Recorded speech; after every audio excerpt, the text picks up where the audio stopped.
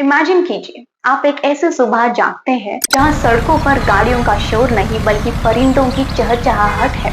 वो local train की भीड़, वो ट्रैफिक जाम और वो ओवर पॉपुलेशन का दम घुटने वाला दबाव, सब कुछ गायब हो चुका है। तो सोचिए हमारी लाइफ, हमारा ये वर्ल्ड कैसा होगा। आज हमारी धरती पर 800 करोड़ यानी 8 बिलियन लोग रहते हैं। लेकिन क्या होगा अगर 800 करोड़ से एक जीरो हट जाए और सिर्फ 80 करोड़ रह जाए? No, I am not talking about any tragedy. सोचिए कि अगर शुरू से ही आबादी इतनी ही होती, मतलब 80 करोड़ की, तो आज 2026 में हमारी लाइफ कैसी होती? इज इट यूटोपिया, मतलब एक स्वर्ग, या फिर एक survival challenge? Watch this video till and. सबसे पहला और बड़ा बदलाव होगा एनवायरनमेंट में। आज हम क्लाइमेट चेंज और ग्लोबल वार्मिंग से लड़ रहे हैं, लेकिन 80 करोड़ की आबादी के साथ धरती शायद एक गार्डन ऑफ एडन जैसी होगी। पोल्यूशन लेवल जीरो के करीब हो जाएगा क्योंकि गाड़ियां कम होंगी और इंडस्ट्रीज की जरूरत भी कम होगी। हवा ताजी होगी और ऑक्सीजन बहुत प्योर होगा। और जंगल इतने घने होंगे कि शायद ही आप अपने घर के बाहर कोई जंगली जानवर आज की तरह घूमता देखेंगे। और आज की तरह कंक्रीट का जंगल नहीं होगा, असली वाला हरा भरा जंगल होगा। साफ पानी, फ्रेश हवा और उपजाऊ जमीन, सब कुछ अबंडेंट होगा और हमें रिसोर्सेज के लिए युद्ध नहीं करना पड़ेगा। अब बात करते हैं आपके करियर और पैसे की। आज के दौर में जैसे एक नौकरी के लिए 1 लाख लोग लाइन में खड़े रहते हैं, इसे कहते हैं लेबर सरप्लस। लेकिन 80 करोड़ की दुनिया में you would be precious just like diamond.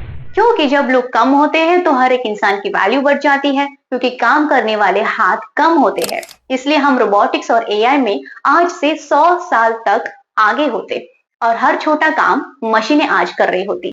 Rent और प्रॉपर्टी के दाम आज की तरह आसमान नहीं छू रही होती। रहने के लिए हर किसी के लिए जगह ही जगह होती और आप शायद एक आलीशान विला में रह रहे होते क्योंकि जमीन की कोई कमी ही नहीं है। इंसान एक सोशल एनिमल है। 80 करोड़ की आबादी पूरी दुनिया में फैल जाए तो दुनिया थोड़ी अकेली महसूस हो सकती है। जब आज की भागदौड़ वाली रैट रेस खत्म हो जाएगी तो लोग अपनी हॉबीज, आर्ट एंड कल्चर पर ज्यादा ध्यान देने लगेंगे। हो सकता है कि फ्लाइट्स और पब्लिक ट्रांसपोर्ट इतने फ्रीक्वेंट ना हो और इस वजह से दूरियां आज से कहीं ज्यादा महसूस होती दिखेंगी। हम शायद आज स्पेस एक्सप्लोरेशन या बड़े मेगा प्रोजेक्ट्स में पीछे होते, क्योंकि बड़े इनोवेशंस के लिए मैसिव ह्यूमन कैपिटल की जरूरत होती है। इतिहास गवाह है कि लड़ाइयां अक्सर रिसोर्सेज के लिए ही होती आ रही है। जब जमीन, पानी और तेल की कोई कमी नहीं होती तो वर्ल्ड पीस कोई सपना नहीं बल्कि हकीकत हो जाएगी। और इस वजह से बॉर्डर शायद आज की तरह इतने स्ट्रिक्ट नहीं होते। इंसानों की कमी के वजह से सारे देश एक दूसरे का स्वागत करते, न कि दीवारें खड़ी करती। It would be a global village in a truest sense. हमने हमारी बस्तियों के लिए काटे गए जंगल दोबारा जीवित हो जाते, खेती के लिए और रहने के लिए जमीन की जरूरत बहुत कम हो जाती और इससे अमेज़न जैसे रेन फॉरेस्ट आज के मुकाबले बहुत मैसिव होते। कई सारे एंडेंजर्ड स्पीशीज आज भी फल फूल रही होती। ह्यूमन वाइल्ड लाइफ कॉन्फ्लिक्ट खत्म हो जाती क्योंकि जानवरों के पास उनका नेचुरल हैबिटेट आज भी सुरक्षित होता। आज हम 8 बिलियन मतलब 800 करोड़ लोग ईयरली मंथली टन्स कचरा पैदा करते हैं, लेकिन हमारी 80 करोड़ की आबादी में कचरे के बड़े बड़े पहाड़ नहीं होते और साथ ही समुद्रों में माइक्रो प्लास्टिक का लेवल भी जीरो के करीब होता, जिसे हमारी फूड चेन आज भी पूरी तरह से शुद्ध रहे। 80 करोड़ की आबादी वाली धरती रियलिटी में एक इकोलॉजिकल पैराडाइज होती। नेचर के पास खुद को सेल्फ हीलिंग के लिए काफी टाइम और रिसोर्सेज होते।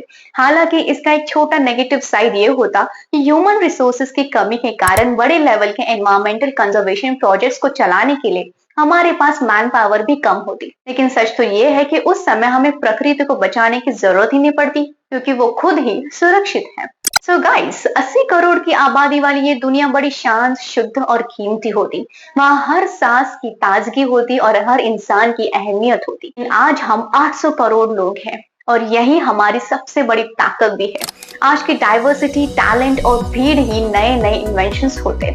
हमें उस 80 करोड़ वाली इमेजिनरी वर्ल्ड से ये सीखना चाहिए कि रिसोर्सेज की कद्र कैसे करें और नेचर के साथ बैलेंस कैसे बिठाएं। आपको क्या लगता है? क्या आप उस शांत और सुकून वाली दुनिया में रहना पसंद करेंगे या आपको आज के ही चहल पहल और क्राउडेड दुनिया ही पसंद है? Tell us in the comment and keep updated on Emma thoughts और इसलिए सब्सक्राइब करना।